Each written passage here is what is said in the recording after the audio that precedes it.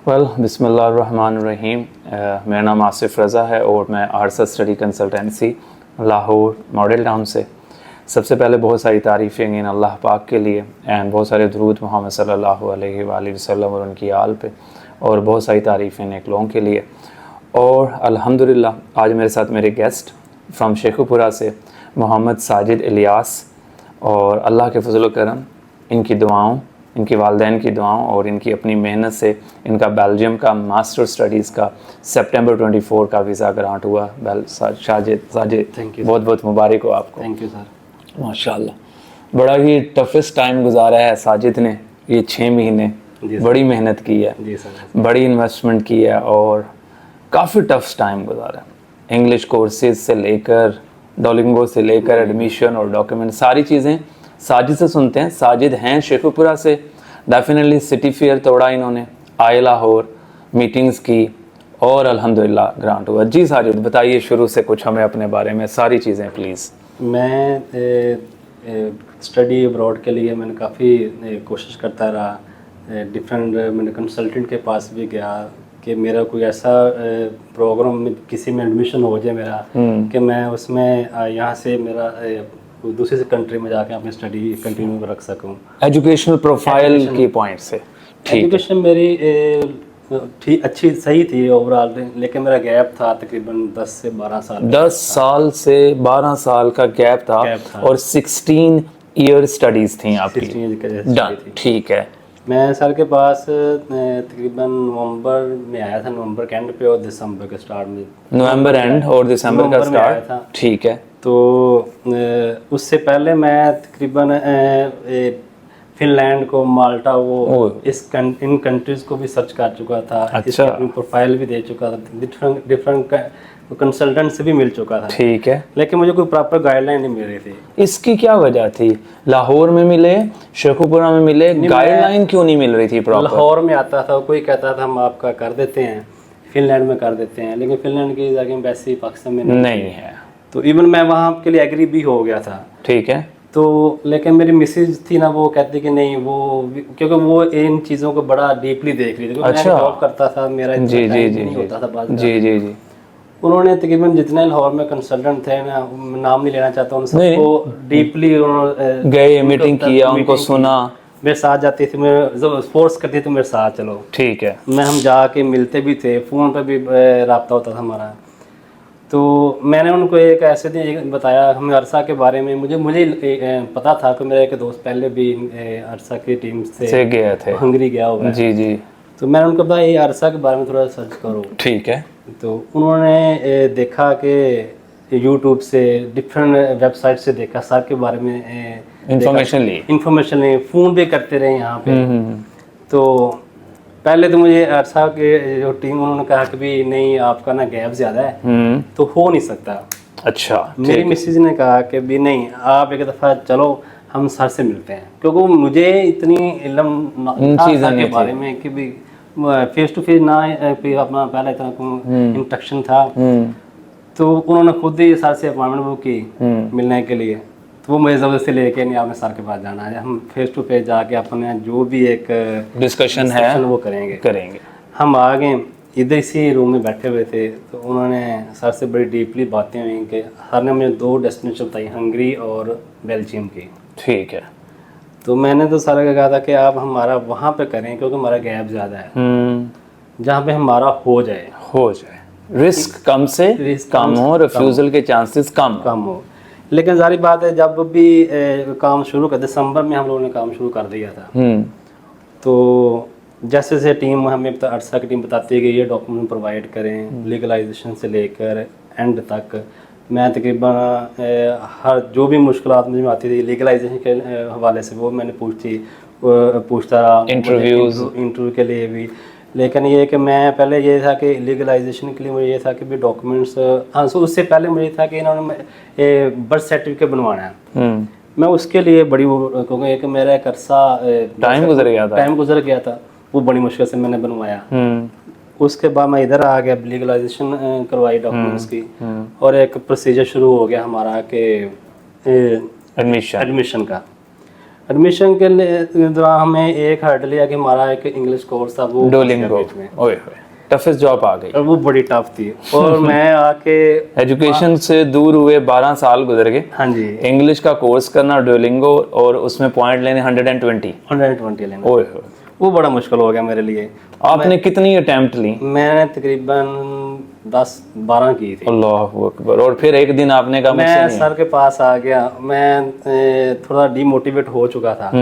मेरी मिसेज ने कहा कि नहीं फिर चलते हैं सर के पास, वो जरूर कोई ना कोई रास्ता निकालेंगे। हम आए यहाँ पे और मैंने आपको कहा कि आखिरी अटेम्प्ट ले लो। हाँ, मुझे सर ने कहा आप लास्ट अटेम्प्ट करें, इंशाल्लाह होगा। हमने किया, अल्हम्दुलिल्लाह वो 120 आ गए, वो बेहतर हो और वैलिड भी हो गया, वैलिड भी हो गया। डन। तो उसके बाद हमने आगे एडमिशन का प्रोसेस शुरू कर दिया। बिल्कुल ऐसा ही हुआ। तो एडमिशन हुआ, ठीक है, उसके बाद डॉक्यूमेंट्स पूरे, एडमिशन आ गया, ऑफर लेटर आ गया, आपने financial matter, tuition fee, block account भिजवा दिया। हाँ वो भिजवा। कोई डाउट था, कोई परेशानी हुई? मुझे परेशानी ये थी कि मेरा जो गैप है मैं इसको थोड़ा सा कर रहा था, लेकिन हमने मुझे एक तरफ ये भी था कि सर ने हमें एक उसकी प्रॉपर गाइडलाइन दी है। हमारा एक जो मैं जॉब करता हूँ उसका हमने एक्सपीरियंस भी लगा दिया कि जो हमारा गैप कवर हो जाए। बिल्कुल। और फिर जब मैं फ़ीस जमा करवाने गया, अपनी ट्यूशन फीस और जो ब्लॉक अमाउंट थी, क्योंकि मेरे सर ने पहले कहा हमने आपसे कुछ भी नहीं लेना, आप आए कहते सर आप पे कर लें। मैंने कहा सर आप खुद ही करें, क्योंकि मुझे सर पे इतना ट्रस्ट इतना हो चुका था कि ये लगा इतनी अमाउंट हम सर को देते खाते खुद ही जमा करवा देते हैं। लेकिन सर ने कहा नहीं बेटा आप खुद ही करवाएं। मैं फिर अपने ये बैंक में गया, वहाँ पे जाके उनसे मिला, वहाँ भी थोड़ा सा मसला बन गया। तो वो कह रहे थे कि भी क्योंकि मैंने पहले वीडियोस देख चुका था, क्योंकि फीस जो है ना वो टोटल उनको यूनिवर्सिटी को जानी चाहिए जी। बिल्कुल, ये एक बड़ा, क्योंकि अक्सर मैंने सम टाइम 40-50 यूरो घट जाते हैं। ऐसे होता। बिल्कुल ऐसा होता तो मैंने उसको कहा था आपने मेरी फीस जो है ना टोटल जितनी मेरे एक लेटर आया उस पर उतनी ही जानी चाहिए। जो बात डिडक्शन है वो मेरे आप पर्सनल अकाउंट पर्सनल से ले लें, एक्स्ट्रा ले लें मुझसे, एक्स्ट्रा ले लें ऐसे। जी। तो वहाँ पे एक ये था कि वो उनका अकाउंट का मसला बन रहा था, वो बैंक वालों को कोई समझ नहीं रहा। फिर मैंने फ़ोन किया, अरसा की टीम ने समझाया, उन्हें समझाया, उनसे बात की उनसे जी, उनको समझाया। तो वो फीस पे हो गई। फीस जमा होने के बाद 2 से 3 दिनों के बाद हमें फाइनल लेटर आ गया था। अल्हम्दुलिल्लाह, बिल्कुल ठीक है। फाइनल लेटर आने के बाद हम इंटरव्यू की तैयारी मुझे पहले भी करवा रहे थे। हाँ, फिर और की हमने उसको मज़ीद यानी कि उसको प्रॉपर, मैं एक दफ़ा यहाँ पे आया था इंटरव्यू देने के लिए, तो मुझे इसका मुझे नाम नहीं याद है, वो लिखा था इंटरव्यू का, उसको लिख के उन्होंने रिटर्न था लिख के दिया। उन्होंने कहा अभी नहीं, अभी आपकी तैयारी नहीं, अभी आपकी तैयारी नहीं है, आप तैयारी करें, हम फिर इसको हम अपॉइंटमेंट लेके तो अपने फिर बनाएंगे एम्बेसी की फाइल। ठीक है, उन्होंने किया सही। हाँ, तो मैंने फिर उसको तैयारी की 3-4 दिन लगातार, मैंने उसको बड़ा अच्छा प्रिपेयर किया। उसके बाद हमने उसको फाइनल सबमिट कर दिया, एम्बेसी पहुंच गए, इंटरव्यू हो गया, एम्बेसी में इंटरव्यू हो गया। इंटरव्यू देने के बाद जब हम वापस आए हैं तो मैं तकरीबन डेली अरसा की टीम से पूछता कि कोई मेल वगैरह तो नहीं आई। तो मुझे कहते थे कि सर अभी कोई ऐसी मेल नहीं आई, जैसी आएगी हम आपको ज़रूर इन्फॉर्म करेंगे। तो 3 दिन पहले अल्लाह की रहमत, हाँ, अब 3 दिन पहले हमें फाइल में मुझे मेल आई कि आप जाके अपने ना डॉक्यूमेंट रिसीव कर लें। मैं जा नहीं रहा था, मैंने कहा मुझे ना डाउट था कि मैं नहीं लगेगा, मुझे अल्लाह ताला पे भी यकीन था कि अल्लाह ताला हो सकता है हमारा इसमें अप्रूव हो चुका हो। मैं लेने के लिए गया तो वहाँ पे देख के मैं काफ़ी बहुत एक्साइटेड हुआ। उसके बाद भी अभी इसकी सबसे ज़्यादा खुशी मुझे तो थी, मेरी मिसेस को इसके बहुत ज़्यादा खुशी माशाल्लाह कि हमारा ये जो कितना मुश्किल रहा यार साजिद, बहुत मुश्किल था, क्योंकि इसमें मेरा जो गैप था ना ये बहुत ज़्यादा था। और साजिद ये कि तुमने सारा काम खुद किया, और तुम आज सोच रहे हो पहले दिन जहाँ तुम खड़े थे नवंबर दिसंबर में, अब इस प्रोजेक्ट की एक एक चीज़ तुमने अपने हाथ से की। मैंने सारा कुछ खुद ही किया, मुझे गाइडलाइन देते रहे हैं। सोचो जरा कि अगर तुम अपने हाथ से ना करते, हम विन करते ये कभी भी नहीं। मैं वही अक्सर देखता हूँ कि अगर मैं ये खुद ना, और मैं ये सारी बातें शुरू दिन में बता देता, ये तुम करते, इतना मुश्किल उठाते। इतनी 6 महीने बड़ा अरसा टाइम होता है, बड़ा टाइम, इतना मुश्किल टाइम। कितनी बार फाइनेंशियल के बारे में हमने कभी कोई बात या बेईमानी या चीटिंग या फ्रॉडलेंट या लेना या देना कुछ किया? कुछ भी ऐसा नहीं किया हमने। जो हमने फीस पे की है वो मैंने अपने हाथों से पे की है, खुद पे की है। आप समझते हैं हम वाकई डिजर्व करते हैं जो हमने सर्विस आपसे 385 लिए हैं और कंडीशनल लिए थे और पहले लिए थे और वो इस सूरत के लिए थे कि ग्रांट होगा तो आरसा के, नहीं ग्रांट हुआ तो आपकी इमानत ऐसा ही है, वापस हो। क्या सोचते हो यार, क्या हम वाकई इसके इस सर्विस के कैपेबल हैं? आरसा की टीम बिल्कुल इसके लिए कैपेबल है, क्योंकि उन्होंने जिस तरह वो गाइड करती है शुरू से लेके आखिर तक। इसके मैं ना एक ग्रुप बना हुआ है, व्हाट्सएप ग्रुप। ओके। वो बेल्जियम में स्टूडेंट्स हैं, ठीक है। वो जो लोग अप्लाई कर रहे हैं वो भी हैं, जी जी जिनके अप्रूव हो चुके वो भी हैं, कुछ ऐसे स्टूडेंट जो बेल्जियम जा चुके हैं। जी ठीक है। फेसबुक पे आ रहा था, मैंने उसको किया तो मैं उस ग्रुप में ऐड हो गया। जी। वहाँ पे एक लड़का था, वो किसी कंसल्टेंट के पास गया था, अप्रूव उसका भी हो गया है। जी ठीक, माशाल्लाह। लेकिन उसने मुझे कॉल की कल, वो कहता सारे भाई आपका हो गया। मैंने कहा जी मेरा हो गया। उसने कहा मुझे आप ना किसके पास गए थे? मैंने उनको बताया अरसा के पास गया था। उन्होंने उनको बताया उन्होंने कितनी कंसल्टेंट चार्जेस लिए। मैंने उनको बताया, कहता यार मैंने भी दी है लेकिन मेरा एक मसला आ गया, क्योंकि जो मैंने फाइल जमा करवाई थी उस पर मैंने खुद भी सारा स्टडी किया था, उस पर कोई ऐसी मिस्टेक ना हो। जी ना हो, क्योंकि उसमें हमारा जो वीज़ा था ना वो 20 जुलाई से डेट मेंशन की, अकोमोडेशन जी जी जी जी। वो अब उसकी हमारी 16 सितंबर से क्लासेस स्टार्ट हो रही हैं। जी हो रही हैं। अब उसका वीज़ा ही 16 से स्टार्ट हो रहा है। वो मुझे पूछा यार ये क्या मिस्टेक है? मैं कहा यार देखो ना, वहाँ पे आपने जब किया हो सकता है आप जिसके पास गए उसको इस चीज़ का नॉलेज ना हो। उसने वो डेट वहाँ लिख दी, डेट वहाँ पे लिख दी है।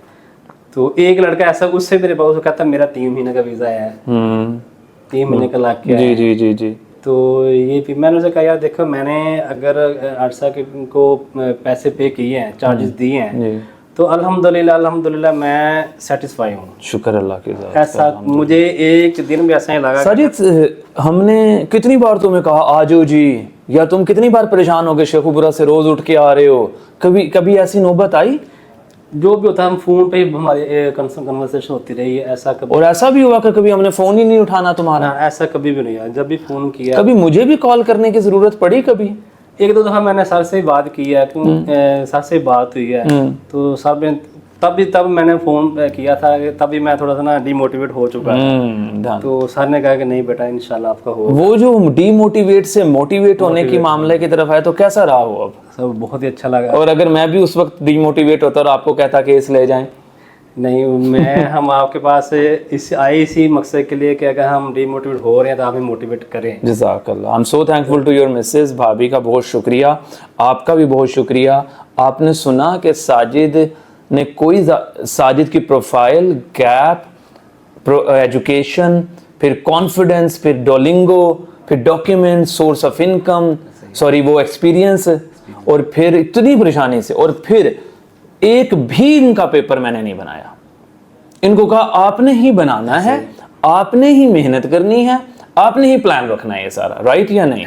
अल्हम्दुलिल्लाह। साजिद का बहुत शुक्रिया, साजिद की वालदान का, साजिद की मिसेस का, इनके दोस्तों का जिन्होंने भेजा उनका स्पेशली, और इसकी अपनी बहुत मेहनत है। एक बड़ी इन्वेस्टमेंट के साथ साथ अल्हम्दुलिल्लाह अल्लाह पाक ने साजिद को वीज़ा ग्रांट कर दिया। आरसा की भी एफर्ट्स है, टीम के लिए बहुत दुआएं हैं मेरी तरफ से, और इंशाल्लाह आगे जर्नी भी आसान रहेगा। और बहुत शुक्रिया Sajid, I am so thankful to you यार। अल्लाह पाक आसानियाँ फरमाए। Thank you from our side. अल्लाह हाफिज़, फ़ी अमान अल्लाह।